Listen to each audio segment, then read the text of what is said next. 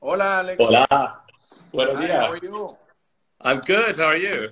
Excellent, thank you. It's so great to see you, and it's such an honor for the Piano Venezolano to have you join us in this conversation. Well, it's Um, my honor. I'm sure everybody who is joining and who knows about this live knows who you are, but in any case, I have to, um, give a brief bio of you, and it would take the whole interview if I read everything, but I'm just going to go to the main points. Okay. And I'm going to read it in Spanish. Alexander Kriegel, quien nos acompaña hoy, nació en el año 89 y hoy en día es uno de los pianistas más relevantes del mundo y es un artista de Sony Classical. Su primer disco se ganó un premio de Newcomer of the Year.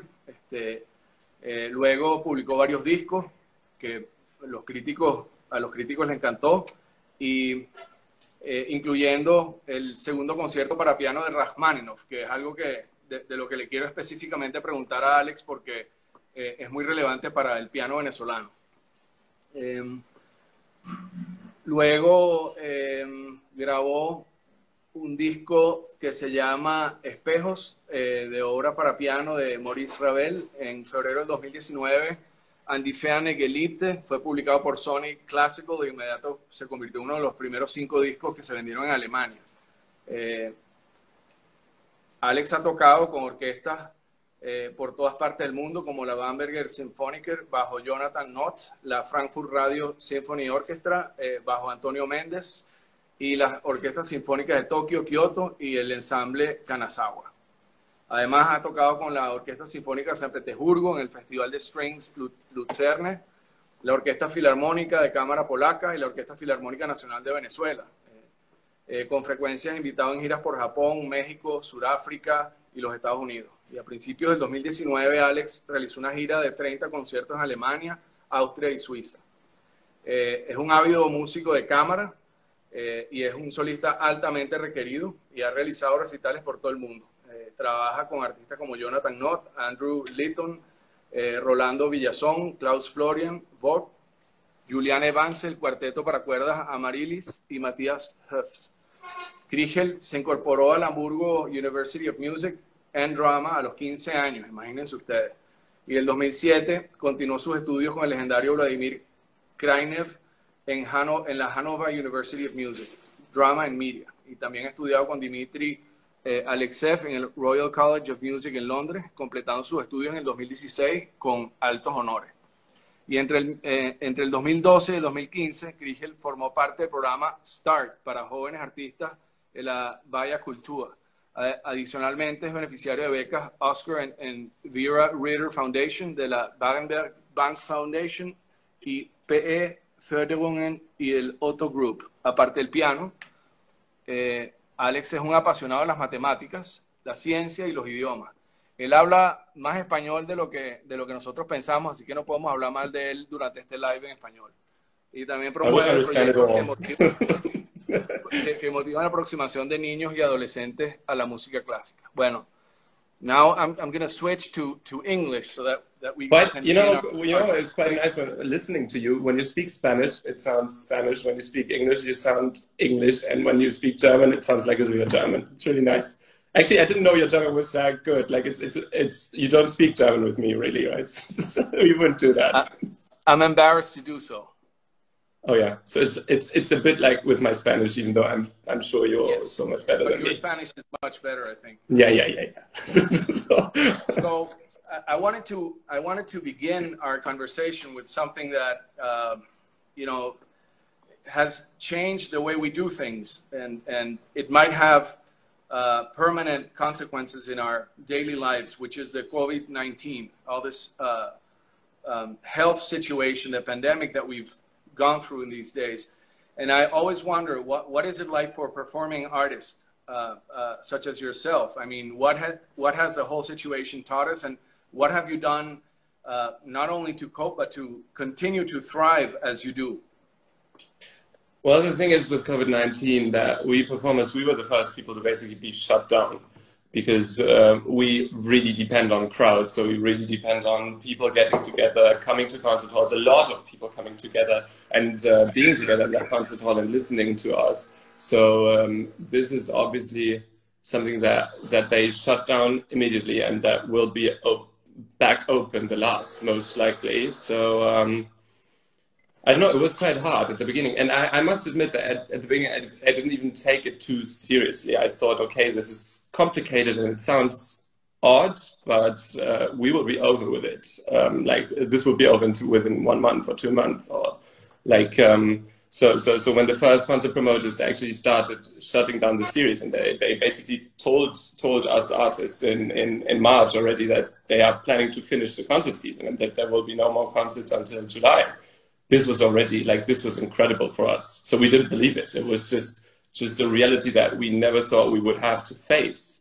And now it's even worse. So now it's 100% uncertainty. You don't know anything. Like, things change every day. And some people tell you, okay, could you reserve another date? Then could you come to like all my Asian concerts, for example? They, like, some promoters, they asked me to come 2 weeks in advance and basically stay caught up in a hotel room for 2 weeks before performing or before starting the tour, which is, of course, also, like, this is emotionally draining, and you think, like, how are we going to do that? So, can you hear me? You seem a bit... Yes. Are you okay? Sorry. No, don't worry. No, go ahead. And so the thing is, we had to be very creative, and we had to think of ways to stay in touch with our audience and to stay connected, and to also to basically be productive as artists, and to basically do what we always do, to make music. And so we started streaming, and I didn't stream that much, I must say, because I thought it was very complicated to keep up with the quality, and to basically because you depend on the microphones, and you don't have professional equipment at home, and then the delivery is also on phones in many cases. But then we came up with a very nice idea, which you obviously know of, with a drive-in. Which we would love to hear. It's all on YouTube, basically, more or less.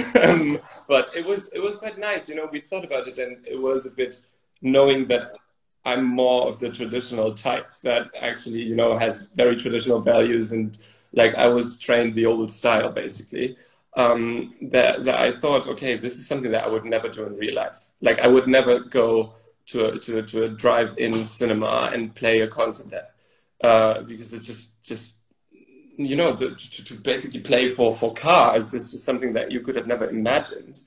And but we did it, and it's much, in a way, you're much closer to the audience is closer to you, because the cameras are very focused, like, they're very close to your face, they're very close to your hands. You can see all of that as well, like on the videos, that in a way you see more than you would see in the first row of a concert hall. So it kind of makes up, and I had a lot of fun, and the people had a lot of fun, so we enjoyed that. I'm just going to hold you 1 second. I just want to translate a couple of important points. Sorry, Alex, yo le pregunté sobre COVID-19 y el impacto que tiene, sobre todo en artistas, en músicos que dependen de, digamos, su arte depende de ir a sitios donde hay mucha gente. Él dice que al principio pensaba que era algo muy, muy breve, tal vez como muchos pensábamos, que, digamos, en un mes o algo así estaríamos listos. Y luego, al darse cuenta que esto tenía un impacto muy distinto, bueno, se puso creativo y encontró maneras distintas de no solamente hacer música, sino transmitírsela a la gente. Y una idea increíble, que además fue pionera en todo el mundo, fue hacer un concierto en un autocine, donde en el autocine pusieron, digamos que el escenario donde estaba él, con unas cámaras, la gente venía con sus carros, y esas cámaras también se veía todo en la pantalla del autocine, y cada quien oía la música de su carro. Eso es una cosa absolutamente creativa e innovadora, y es una muestra de la creatividad de Alex y la manera como se ha adaptado a estos tiempos. Sorry, go ahead. All yours. Oh no, actually, like, I mean, that whole drive-in cinema thing was just something that, you know, you can imagine after 2 months of not going on stage, you can actually even see that. Like, I was so hungry for that intense abstract communication that we actually have on stage, and I didn't feel distant. I didn't feel distant to the audience at all. And I had a lot of promoters from the area who came to that concert, and most of them are pretty traditional and very, you know, they were not convinced of that whole concept, and they said, you know, maybe it's a bit weird to do that and to try, but they still came because they like me and they like how I play. So they came in and they were really convinced, and they said, you know, it really works because the energy is flowing, and this is what it's about. It's about quality, of course. It's about quality of sound, quality of music, and it's about energy. And this really, there was some magic. There was some magic that happened, and this is what art is. And I really hope that this is not the future, because I still like playing in the concert halls. but it was nice. It was a very nice experience. And yeah. Can you tell us a little bit about that, the post that Classic FM published, I think it was yesterday, of you receiving some flowers by a robot in a theater? Yeah. So this was actually one of the first real concerts that I played. It was in a quite large concert hall, but they only allowed about 200 people in. So it was a bit odd, but it was a normal concert hall, normal piano, normal audience. And then because of the social distancing, it's like one of the most important piano happenings in the world, if not the most important piano happening, really. So they said, you know, we can't not do anything.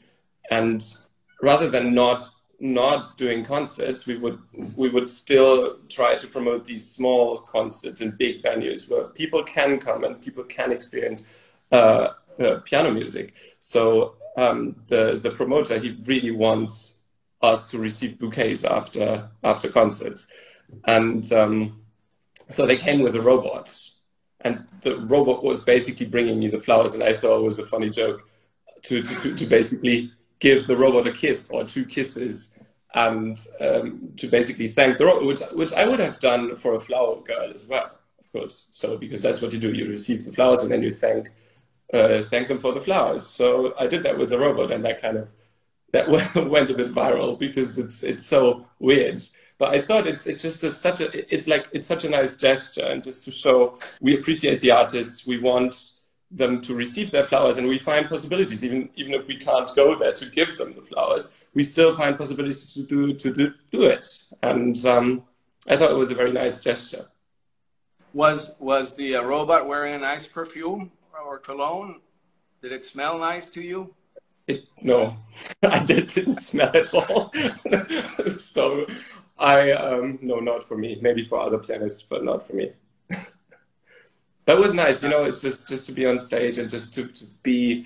And I know, I'm aware of the fact that I'm very, very, very lucky that I have these opportunities, because there's so many musicians that are not performing at all.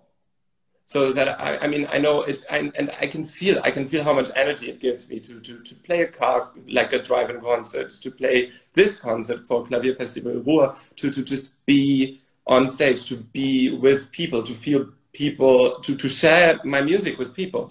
And I'm aware that it's a great privilege to be able to do that in these times. So, I'm going to go briefly and translate. Una de las cosas que ha hecho Alexander es, él hizo un concierto que es muy importante, y normalmente al final del concierto los promotores le dan un ramo de flores a los artistas, y en este caso está en su cuenta en Instagram y está en YouTube, etcétera, pero porque lo pueden ver, pero quien le entregó el ramo de flores fue un robot en el escenario. Y entonces Alex recibió las flores y entonces le dio un beso, 2 besos, uno de cada lado al robot.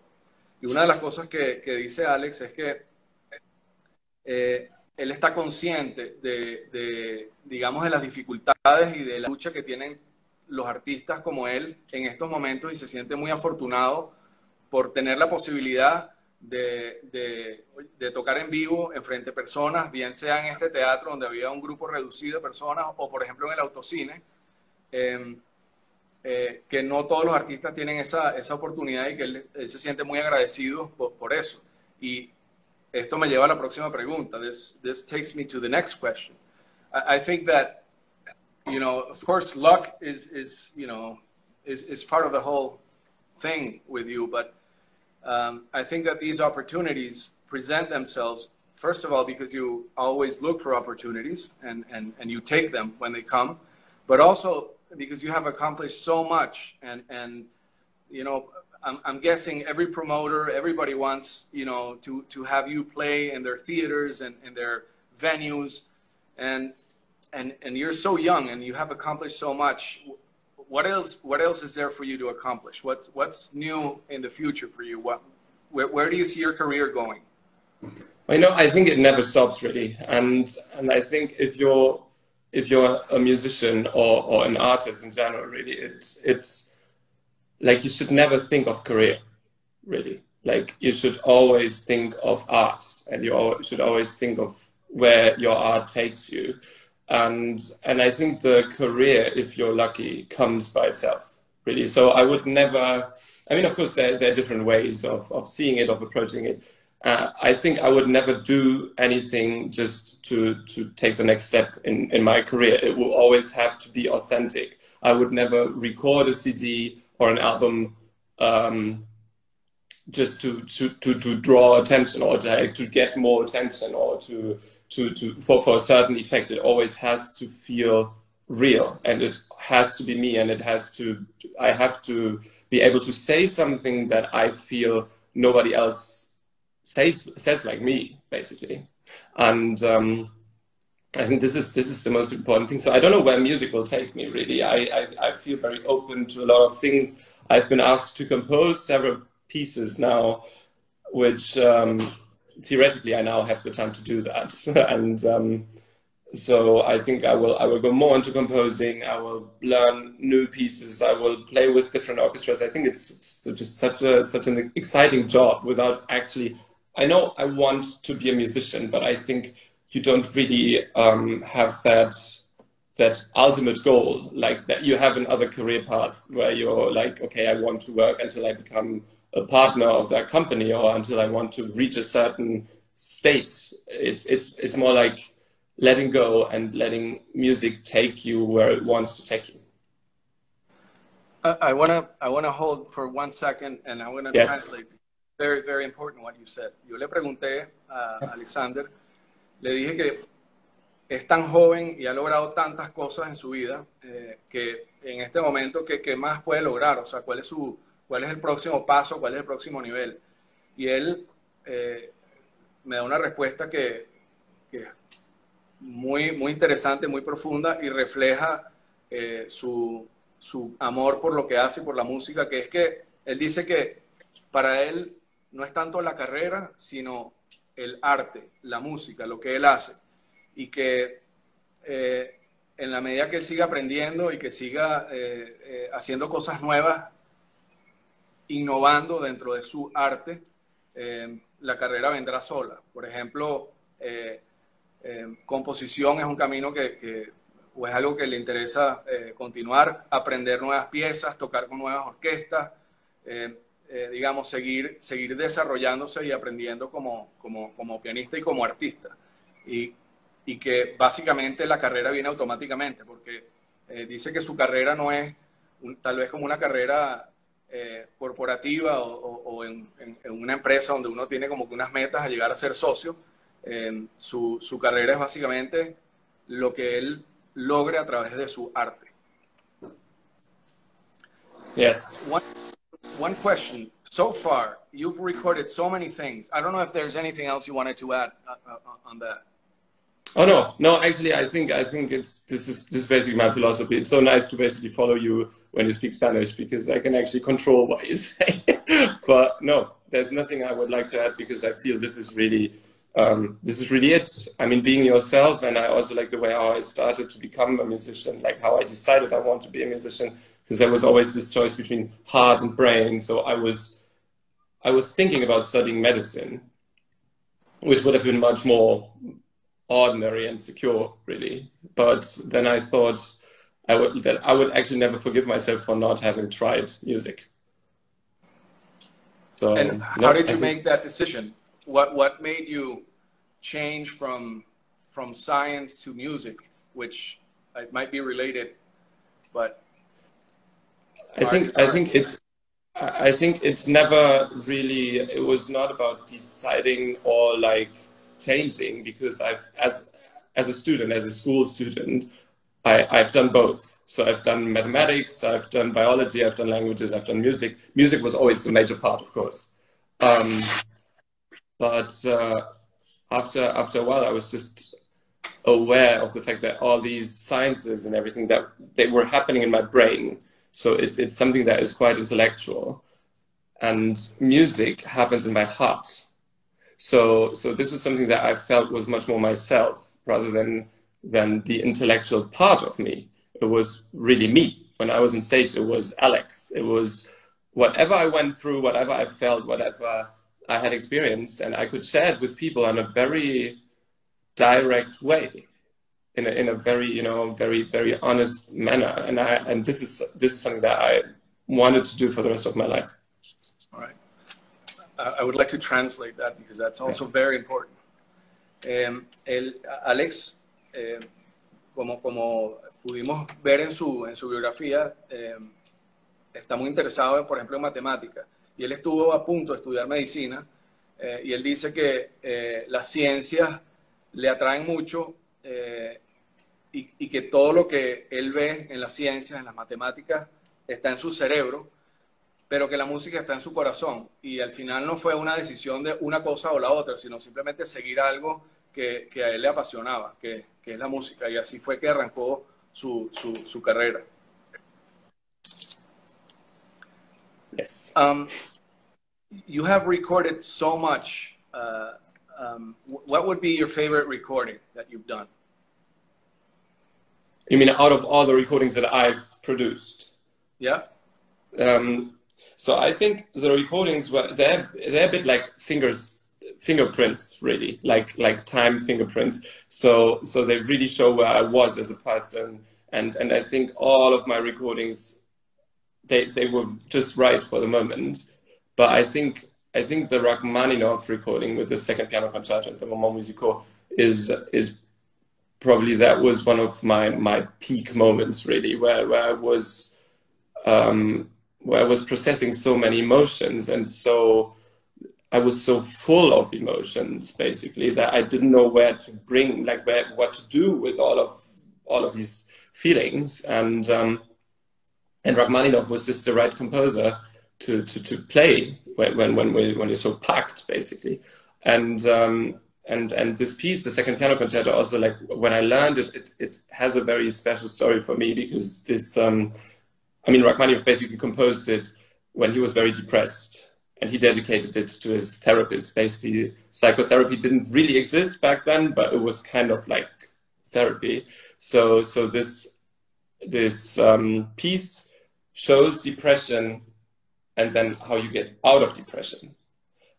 And somehow I feel this is also what happened in my life, because I played this piece to my mentor, Vladimir Krajnev, just a few hours before he died. Wow. So this was very intense for me as well, and I was going through these depressions as well, and I felt it was really the piece for me at that moment.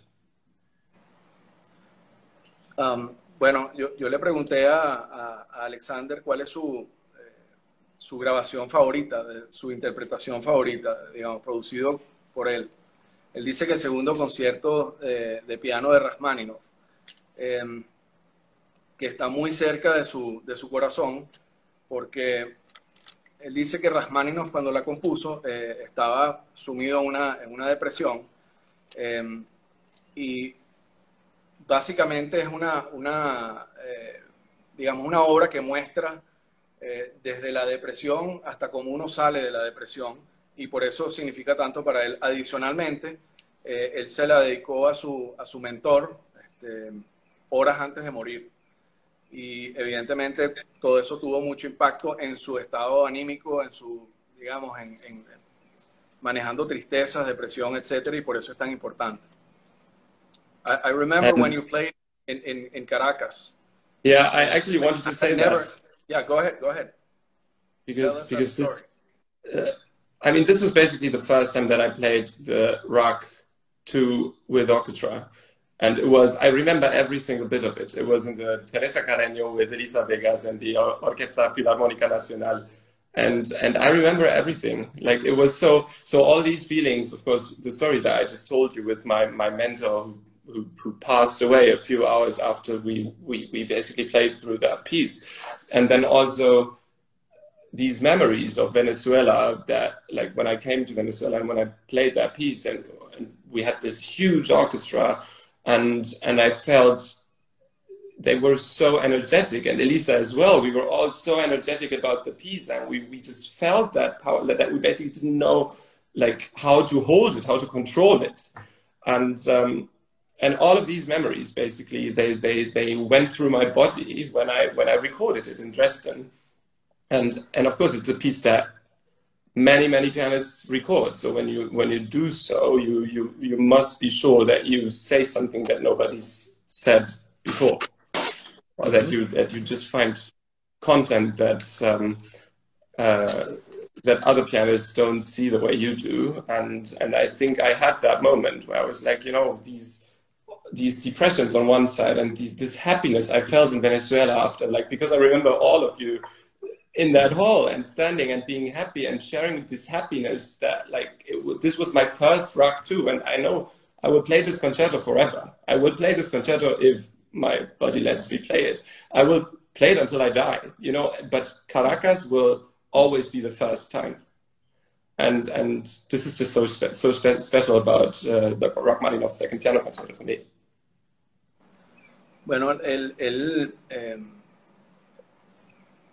él indica que la primera vez que tocó esa pieza con orquesta fue en Caracas,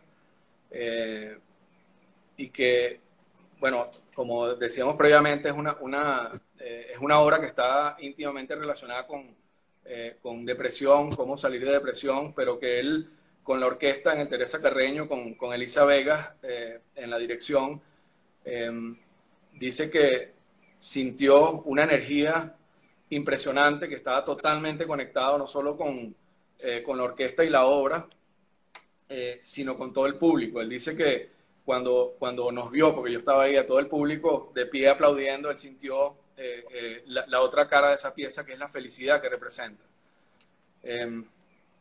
Y que él va a tocar esa obra para el resto de su vida, mientras su cuerpo se lo permita. Y que Caracas siempre va a ser su primera vez en Rachmaninoff, el segundo concierto para piano. Va a ser su primera vez siempre, y lo recuerda de una manera muy especial. There's a question that I'm looking at from the viewers, and now that we're talking about Venezuela, can you describe your relationship with Venezuela and its music?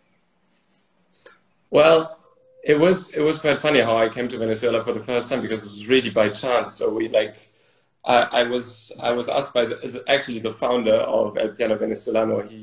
I met him in Hamburg, and somehow he became a big fan of mine, basically. And then I also felt when I came to Venezuela, I was so warmly welcomed. Like, I was really included in the family, and I felt I was part of the family. And the whole situation that like in Venezuela, people just love classical music. That I felt like as if people really knew what it meant to be a classical musician. And I came for the first time and actually spent some time touring, and we spent some time he spent some time showing me the country, and I saw so much that I fell in love with everything. I fell in love with the landscape. I fell in love with the people. I fell in love with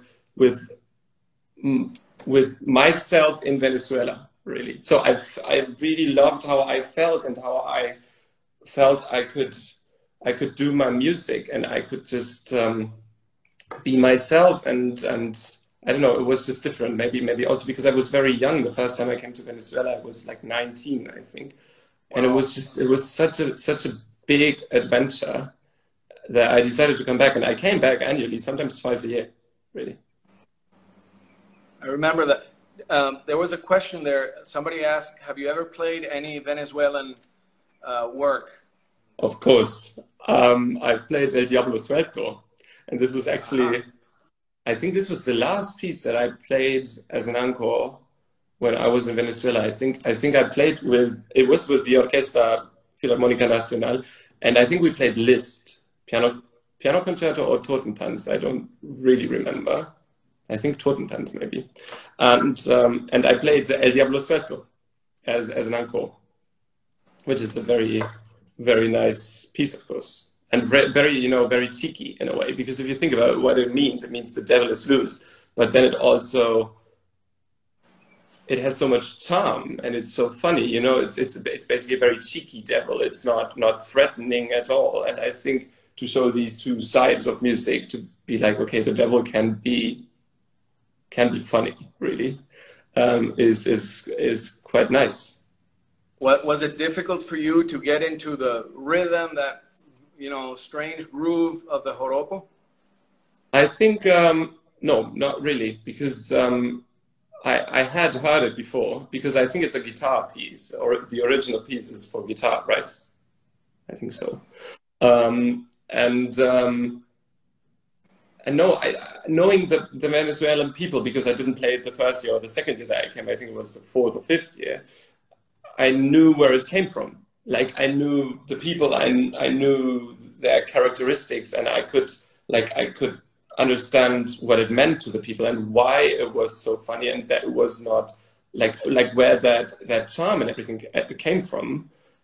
I think because music is basically a mirror of the composer, of the composer and of his background and of where he comes from and what he like of his philosophy, really.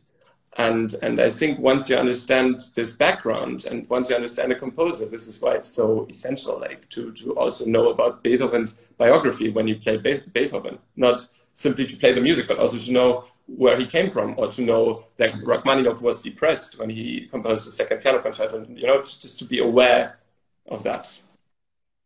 And I had that with Venezuela. I'm going to translate that for a second. Okay, sorry, I'm talking no, so much. Okay. Bueno, le pregunté a Alex que cómo es su relación con Venezuela.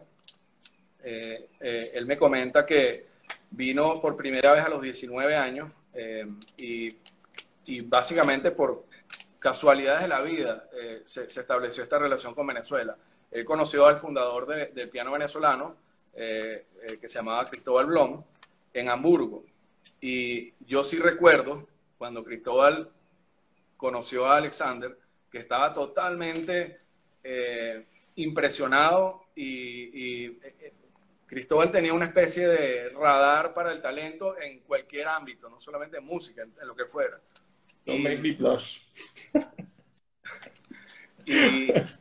y recuerdo que él me lo comentó desde que lo conoció. Me dijo, mira, conocí a un pianista, un muchacho muy joven que es impresionante. Bueno, después lo trajo a Venezuela a los 19 años. Se sintió muy en casa en Venezuela. Se sintió que le dieron una bienvenida muy cálida. Sintió que este es un país donde la gente aprecia su música, la música clásica, y que entienden sobre, digamos, la música clásica. La primera visita a Venezuela hizo un tour por todo el país y bueno, se enamoró obviamente del país, como nos pasa mucho, pero que tal vez más allá de la geografía y ver, digamos, físicamente el país, él se enamoró de cómo él se sentía en Venezuela y él se enamoró de cómo podía transmitirse, expresarse a través de su música aquí en Venezuela. Luego le pregunté que si alguna vez ha tocado alguna obra de algún compositor venezolano y dice que ha tocado El Diablo Suelto. yo le pregunté que si para él fue difícil montarse sobre el ritmo de joropo, ¿no? Él dice, bueno, primero que le gusta mucho la pieza porque es un poco, tiene sentido de humor, es una pieza carismática, es una pieza que básicamente habla del diablo, pero de una manera con mucho sentido de humor, pues, que eso es algo que le gusta. Y luego dice que, digamos, la música, las obras reflejan el contexto, reflejan un momento de la vida de los compositores, y eso es algo que a él le llamó la atención de esta obra, así como también, por ejemplo, la de Rachmaninoff. Él dice que si él va a tocar Beethoven, él va a leerse la biografía de Beethoven para entender el contexto posiblemente que tenía en su mente y que tenía en su corazón en el momento que la compuso. I have one last question, which is, we have the upcoming Piano Venezolano performance competition. Have you ever been in a competition, in a piano competition? Yes, of course. Yes. And what has that meant for you? And do you have any advice for the young people that will take part in this competition by the end of the year? I think, well, the most important thing is that music and art in general comes from your heart. It comes from, it represents who you are. It's not a race. And I think that's the problem with many competitors, that they think they have to be faster than the other competitors, or they have to be louder, or they have to show off more, or whatever. I think this is not what art is about, and this is not what music is about, and this is not what music competitions are about. It's about being very respectful with the music that we play on one hand, which, because if you think about what we're dealing with antique material. Like, this is material that sometimes is 300 years old. And just this means you have to be so respectful, and you have to know what you're dealing with on one hand, and on the other hand, you also have to be so personal and to really find yourself in that material. You have to find yourself in the music, to be on one hand respectful, but to also be yourself on the other hand. And this is my advice to the people. Don't compare yourself with the other competitors, but try to be the best version of yourself. Really, and compete with yourself when you compete in that competition. I have, I'm going to translate for a second. Yeah. Le pregunté sobre si él alguna vez ha participado en un concurso de piano, y me dice que sí. Y le pregunté qué puede recomendarle a los participantes del piano venezolano, que ahora viene la sección de ejecución pianística, y la gente ya está por inscribirse. Y él dice que lo más importante es que, digamos, la música y el arte vienen del corazón, y que uno tiene que entender bien el material, respetar el material que uno está analizando e interpretando para ese concurso, digamos,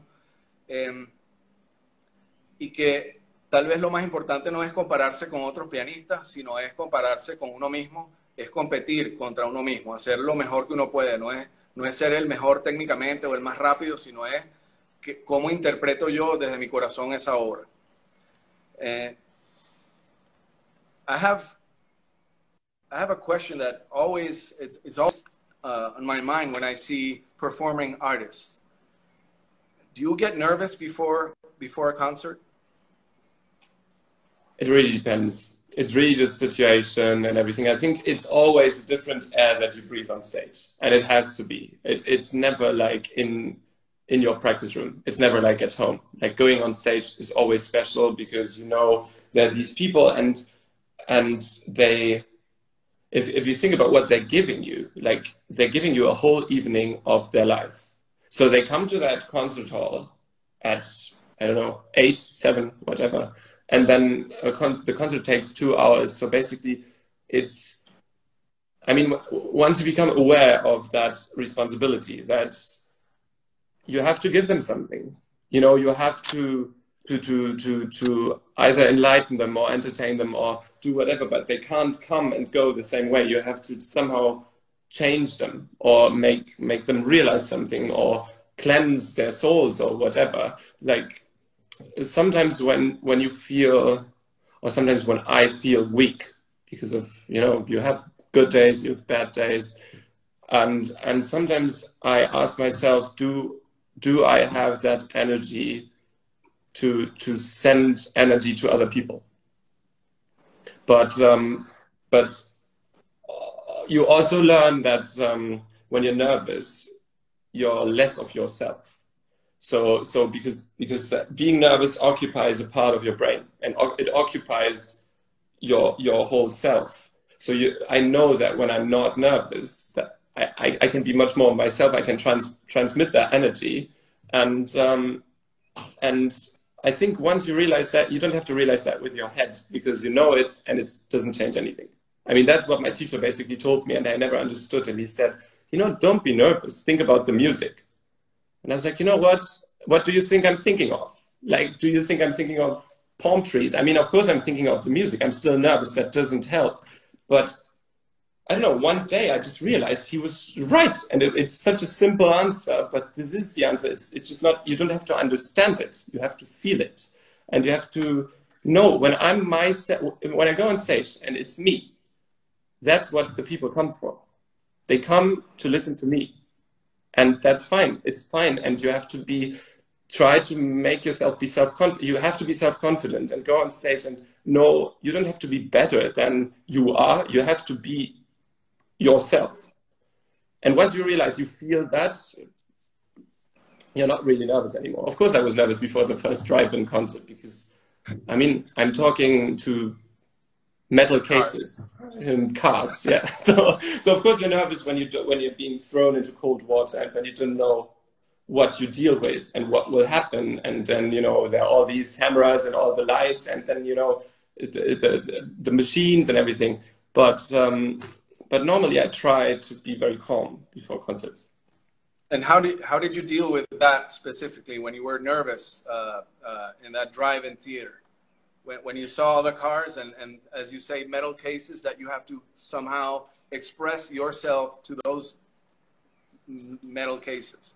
I mean, it's quite interesting. I thought about it a lot before, and I have a great mentor, Thomas Helfrich, who's the director of Bayer Culture in Germany. And he's, he basically told me, he said, just be aware that whatever you do, if you speak to them, like if you try to tell them about the music, if you make a joke, if you tell a sad story, whatever you say, there will be no response. And just be aware of it, that no matter how funny you are, nobody will laugh because maybe they're in their cars peeing themselves, but you will not know. You will not know because you can't see them, you can't hear them. They're in their vehicle. So knowing that really helped me because this is something that I hadn't thought of. I hadn't thought of the reaction that is not happening. And I think you have to really try to put yourself in these situations before and try to really be very empathetic and really understand what is happening there and what is different. And once you get into the flow, it's fine. Alex, le pregunté a Alex que si alguna vez está nervioso antes de algún concierto, y él me dice que alguien una vez le dijo que estar nervioso ocupa un espacio en su cerebro que le quita espacio a su música, a su arte y a lo que tiene que expresar. Y por otro lado dice que el público que lo va a ver es un público que básicamente invierte toda una noche, una tarde de su vida en eso, y que él siente yo no sé si tanto es la responsabilidad, sino como que el compromiso con las personas de transmitirles energía, tal vez hay gente que va para que él cambie algo en ellos, para que ellos aprendan algo, tal vez para limpiar el alma, y cuando él entiende eso, se logra conectar bien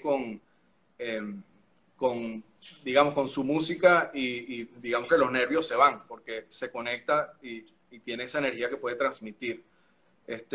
Dice que obviamente cuando hizo el concierto en el autocine, pues se sentía nervioso porque cualquier cosa que él hiciera, si él le hablaba, le explicaba algo sobre las obras que estaba tocando el público, o si contaba un chiste o lo que fuera, que no iba a tener una respuesta humana inmediata, porque la gente estaba dentro de sus carros. Él no estaba viendo el lenguaje corporal de las personas, y que para él eso era, digamos, algo totalmente nuevo. Sin embargo, otra vez se enfocó en la música, en su música, en lo que él, en la energía que él quería transmitirle a esas personas y en eso, pues hay gente que va a limpiarse el alma, hay gente que se va a entretener, hay gente que va a aprender cosas, hay gente que a veces encuentra algo en la música para cambiar cosas en su vida, etc. Well, Alex, I think we're coming to an end to Well, our. you've got very good memory, I must say. You've got really good memory. Like the way you translated everything, I'm impressed, I must say. I'm taking notes. Okay. Well, you're cheating. Okay. I'm not that intelligent. Well, yeah. Well, actually, sometimes I can't understand the notes that I take, but anyway, I hope. Oh, well, then congrats anyway. I really hope that I did you justice in your incredible answers, and it was a pleasure. For me, I've learned a lot today. I've enjoyed a lot today. I love seeing you, and I'm sure that there will be a time when you will come back here. I hope so too. Our country will be ready to receive you, and perhaps you can play the Rachmaninoff number 2 here again for us. I would love that. We would love to hear it. It's a very dear piano concert for us here too, because not only was your first one, but also because everything that it means to you, and you clearly transmit that to everybody. So thank you very much, Alex, and good luck on all of your endeavors. Thank you for being an ambassador of the Piano Venezolano. We really appreciate all your help and your push. You're very welcome, and good luck to all competitors. And try to thank you.